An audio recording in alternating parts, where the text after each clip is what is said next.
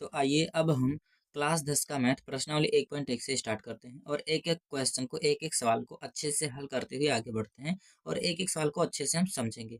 ठीक, तो चलिए अब हम प्रश्नावली 1.1 से स्टार्ट करते हैं और पहले नंबर सवाल को देखते हैं। तो पहला नंबर जो हमारा सवाल है वो क्या दिया गया है यहाँ पर कि निम्नलिखित संख्याओं को अभाज्य गुणनखंडों के गुणनफल के रूप में व्यक्त कीजिए। यानी हमें नीचे कुछ संख्याएं दी गई हैं, इनको हमें क्या करना है, निम्नलिखित संख्याओं को अभाज्य गुणनखंडों के गुणनफल के रूप में व्यक्त कीजिए। हमें सवाल बोला गया है कि हमें क्या करना है, इस क्वेश्चन को अभाज्य गुणनखंड के रूप में व्यक्त करना है। तो चलिए अब हम इस जो हमें यहाँ पर संख्याएं दी गई हैं पहले इनको देख लेते हैं, फिर उसके बाद में हम इनको अभाज्य गुणनखंड के रूप में बदलेंगे। तो पहली संख्या हमारी क्या है, 945, फिर 144, फिर 156, 650, यानी यहाँ से यहाँ तक हमें कुल मिलाकर 11 संख्याएं दी गई हैं। इन सभी को हमें क्या करना है, अभाज्य गुणनखंड के रूप में व्यक्त करना है। तो चलिए अब हम जो सबसे पहली संख्या है उसको अभाज्य गुणनखंड के रूप में बदलते हैं। तो यहाँ पर आप देख लीजिए जो पहली हमारी संख्या है वो क्या है, 945। यानी अब हम पहले नंबर सवाल को क्या करेंगे, हल करेंगे। तो चलिए अब हम पहले नंबर सवाल को हल करने जा रहे हैं। यहाँ पर देखिए पहली संख्या अभी आपने क्या देखा है, 945। तो अब हमें सबसे पहले क्या करना है, 945 को यहाँ पर हम बदलेंगे किसके रूप में, अभाज्य गुणनखंड के रूप में बदलेंगे। तो चलिए अच्छे से इस क्वेश्चन को आप समझिए। ठीक है, तो हम 945 किसको, 945 को अभाज्य गुणनखंड के रूप में बदलना है। तो इसको हम अभाज्य गुणनखंड के रूप में बदलने के लिए सबसे पहले क्या करेंगे, ये हमारे पहली नंबर सवाल है, यानी हमारा फर्स्ट नंबर सवाल हो गया। ठीक, फर्स्ट नंबर सवाल क्या था हमारा, 945 ही तो था। तो चलिए इसको बदलते हैं अभाज्य गुणनखंड के रूप में।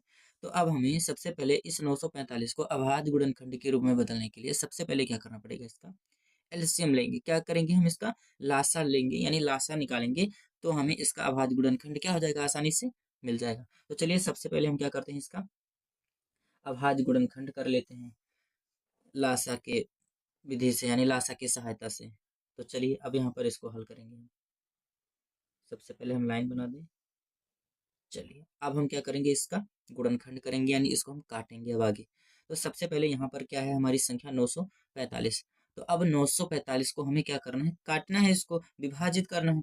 तो अब ये किस संख्या से विभाजित हो जाएगी, ये तो आपको खुद देखना पड़ेगा।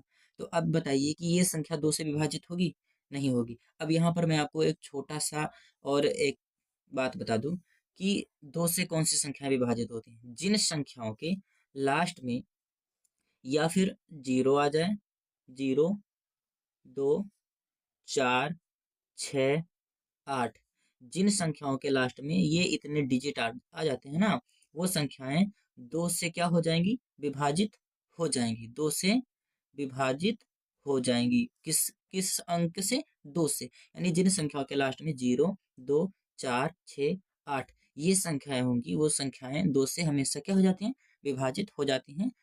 वो 2 से आसानी से विभाजित हो जाएंगी। ठीक, पर यहाँ पर हमें इसके लास्ट में क्या है, 5 है।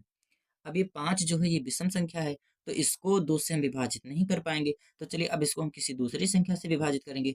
तो अब 2 के बाद में हम 3, तो 3 से हम इसको क्या करेंगे, विभाजित करेंगे।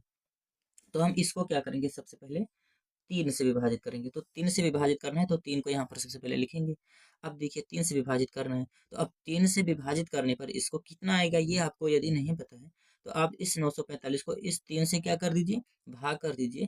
फिर इसको विभाजित करने पर कितनी संख्या आएगी आपको पता चल जाएगा भागफल में। तो अब हम यहाँ पर भाग नहीं करेंगे, आपको हमने बता दिया है कि यदि आपको ना पता हो तो कैसे आप कर सकते हैं। अब हम यहाँ पर इसको सॉल्व करेंगे, इसको काटेंगे। तो हम 3 से काटने जा रहे हैं, इसको 3 से विभाजित करने जा रहे हैं। तो हम यहाँ पर जब 3 का पहाड़ा पढ़ेंगे तो 3 त्रिका 9 हो जाएगा, ये 9 विभाजित हो गया। अब यहाँ पर क्या बचा हमारा 45, तो ये कितना हो जाएगा हमारा, 15 तिया 45 हो जाएगा ना। तो यहाँ पर लिख देंगे 15 तिया 45, यानी 1 का पहाड़ा 3 बार पढ़ने पर यहाँ पर 3 आ जाएगा, यहाँ 1 बचेगा, ये 15, 3 बचे 15, यानी 5 तिया 15 हमारा कट जाएगा आसानी से, या फिर डायरेक्ट 15 तिया 45 कट जाएगा।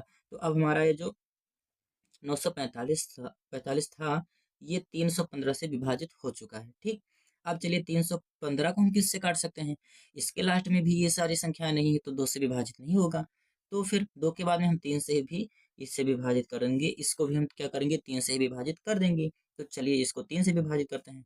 तो 3 से विभाजित करने पर यहाँ पर हमारा सबसे पहले क्या आ जाएगा, 1 का पहाड़ा 3 बार पढ़ने के उपरांत ही हमें 3 मिलेगा। तो 1 का पहाड़ा 3 बार पढ़कर हम 3 ला सकते हैं, तो यहाँ पर 1 कर दिया। अब यहाँ पर बचा 15, तो अब हम 15, अब 15 को डायरेक्ट हम इसको 5 या 15 नहीं लिखेंगे। क्यों? क्योंकि इसमें 3 डिजिट है ना, तो 3 डिजिट होने चाहिए। तो ये 5 या 15 हो जाएगा, लेकिन इसके बीच में एक जीरो, यानी 105 हो जाएगा। देखिए 105 को जब हम 3 से गुणा करेंगे तो ये 315 हमारा आ जाएगा। अब चलिए इस 105 को हम क्या करते हैं, विभाजित करते हैं। तो इसको विभाजित करने पर हमारा कितना आएगा, इसे भी देख लेते हैं। तो चलिए अब हम 105 को किससे विभाजित कर सकते हैं, ये भी चलिए देखते हैं। तो अब 105 इसके लास्ट में ये सारी संख्या है नहीं, तो 2 से विभाजित नहीं होगा। तो हम क्या करेंगे, 2 के बाद में 3 से विभाजित करेंगे। तो चलिए 3 से विभाजित करते हैं। तो इसे 3 से विभाजित करने पर 3 त्रिक 9 हो जाएगा यहाँ पर, और 10 में से 9 ही आया है, तो एक यहाँ पर अभी बचा हुआ है। तो जो एक बचा हुआ है उस एक को यदि हम इस 5 के यहाँ सामने लिख दें तो ये हमारा कितना बन जाएगा, 15 बन जाएगा। तो अब जब 15 बन जाएगा तो 15 को हम 3 से विभाजित करेंगे तो कितना आएगा, यानी 5 तिया 15, 5 का पहाड़ा पढ़कर हम उसे 3 ला सकते हैं। अब चलिए इस 35 को विभाजित करते हैं, यानी 105 को विभाजित करने पर 35 मिला। अब इस 35 को हम विभाजित करेंगे तो 35, अब 35 इससे 2 से नहीं विभाजित कर सकते, तो चलिए 3 से करते हैं। 3 से ये होगा, देखिए यहाँ पर 1 तिया 3, ये 3 आ जाएगा, लेकिन फिर ये नहीं होगा। तो चलिए 3 के बाद 4, 4 से भी नहीं होगा। तो अब हम किससे करेंगे, इसको 5 से विभाजित करेंगे। कैसे, 7 बचे 35, यानी 7 का पहाड़ा पढ़कर हम इसको 35 आसानी से विभाजित कर सकते हैं। अब चलिए इसको विभाजित करते हैं 7 को। तो 7 एक विषम संख्या है, तो इसको हम इसी से विभाजित कर देंगे। और 7 ये अभाज्य है, ये कटेगा नहीं। अभाज्य संख्या है जो स्वयं से कटे या फिर 1 से कट जाए। ठीक, तो 7 को हम 7 से ही काट दिए। अब ये हमारा एलसीएम लग चुका है, यानी एलसीएम हम निकाल चुके हैं। तो अब हम क्या करेंगे, इससे अभाज्य गुणनखंड कैसे लिखेंगे। तो हमारा यहाँ पर जो इससे सॉल्व किए हैं और यहाँ पर इस तरफ जो हमें ये सब अंक मिले हैं, यही हमारे क्या है, अभाज्य गुणनखंड है। तो अब यहाँ पर चलिए लिखते हैं इस क्वेश्चन को। नहीं तो अब हम क्या करेंगे, बस सिंपल सा इसी सवाल के बारे में लिख देंगे। हमें क्या करना था, 945 को अभाज्य गुणनखंड के रूप में लिखना था। तो यहाँ पर लिखेंगे कि, यहाँ पर लिख देंगे 945 का अभाज्य गुणनखंड। अब हम क्या करेंगे, इसका अभाज्य गुणनखंड कर देंगे, लिख देंगे। यानी हमें 945 को अभाज्य गुणनखंड के रूप में लिखना था। तो सबसे पहले हम क्या किए, इसका एलसीएम ले लिए। ठीक, तो हमें इससे क्या हुआ, अभाज्य गुणनखंड पता चल चुका है। अब हम इसी को लिख देंगे यहाँ पर। तो चलिए अब हम लिखेंगे। तो यहाँ पर हमें जो ये अभाज्य गुणनखंड, ये जो यहाँ पर अंक मिला है, इसी को लिखेंगे। तो अब इसको कैसे लिखते हैं, मल्टीप्लाई का चिन्ह लगाकर लिखते हैं। तो चलिए यहाँ पर लिख दें।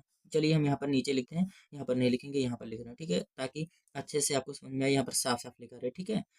तो अब यहाँ 3 है, 3 लिखेंगे, फिर 3 है तो मल्टीप्लाई करके फिर 3 लिखेंगे, फिर 3 है तो फिर से मल्टीप्लाई लगाएंगे 3, और फिर 5 तो गुणे 5 हो जाएगा। अब फिर 7 है तो फिर गुणे कितना कर देंगे हम, 7 कर देंगे। ठीक, अब चलिए अब हमें इसमें थोड़ा सा और कुछ स्टेप करना है, उससे भी हम कर लेते हैं। तो अब देखिए यहाँ पर जो ये 3 है वो कितनी बार आ चुका है, 1 2 3, 3 बार आ चुका है। तो अगर हम इन तीनों, जो ये 3 है, इनको एक साथ लिखना चाहें तो इसको हम क्या लिख सकते हैं, 3 का घात 3 कर सकते हैं। ठीक, अगर हम इनको एक साथ लिखना चाहें तो 3 का घात 3 कर देंगे।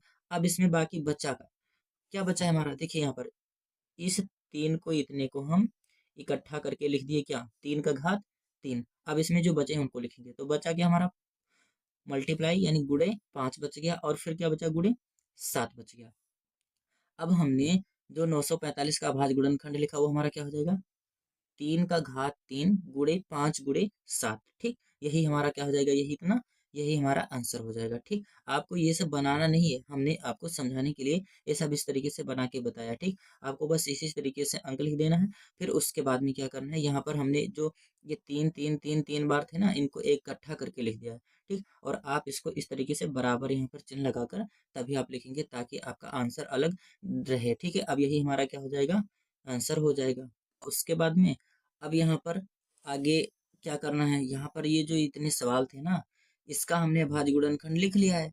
और ये जो फर्स्ट सवाल हमारा लग चुका है, यानी फर्स्ट वाला सवाल, और सेकंड थर्ड फोर्थ इन सभी को हम एक एक करके एक वीडियो में केवल एक ही सवाल को सॉल्व करेंगे। और इन सभी का हम प्लेलिस्ट बना दिए हैं, आप चैनल को हमारे सब्सक्राइब कर लीजिए और प्लेलिस्ट आप खोल लीजिए, और उसमें आपको इन सभी सवालों का वीडियो मिल जाएगा। ठीक है, क्यों, क्योंकि हम एक एक ही क्वेश्चन का एक वीडियो बनाते हैं, ताकि छोटा सा वीडियो रहे और आपको अच्छे से समझ में आ जाए। ठीक है, और ये पहला नंबर हमारा अभाज्य गुणनखंड के रूप में लिख चुका है। अब दूसरे नंबर का फिर अगले वीडियो में देखेंगे। आप चैनल को सब्सक्राइब कर लें ताकि आपको जब भी मैं इसका क्वेश्चन का वीडियो बनाऊं तो आप सबसे पहले उसे देख सकें।